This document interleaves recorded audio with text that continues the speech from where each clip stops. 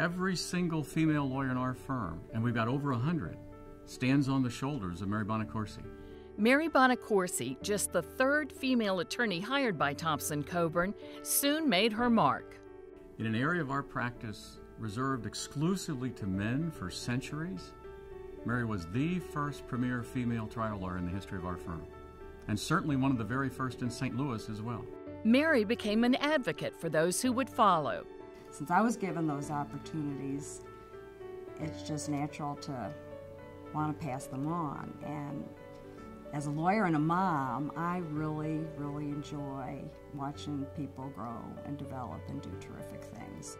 She co-founded the Total Commitment Women's Initiative to give women in the firm the same network and opportunities as the men. It's been so successful that a few years later the men said, well, why aren't we getting this same sort of program? And so we said, well, okay, so we'll open it to men. She's always on the lookout for ways to empower others.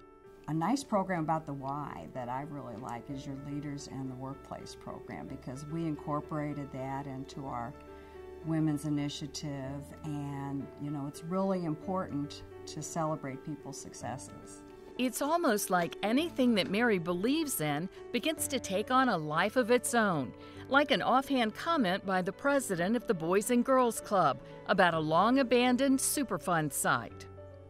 Flint Fowler said, Mary, maybe something's happening with the EPA and Carter Carburetor, which is right next door to the Boys and Girls Club. And I said, oh, I have an environmental lawyer in my office that could probably help you out. It sounds like, no big deal. Well, actually, it did turn out to be kind of a big deal. Thompson Coburn backed Mary and donated thousands of hours of complex legal work that cleared the way for the multi-million-dollar cleanup and a bonus for the club. We were able to help negotiate a favorable interest in the site for the club after the cleanup, and we feel really good about that. Whether helping underserved kids, colleagues, clients, or her family, Mary's philosophy shines through. You can't all be president, but you can always be a leader in your own little sphere of influence. It's because it's about service to something that's bigger than yourself, right?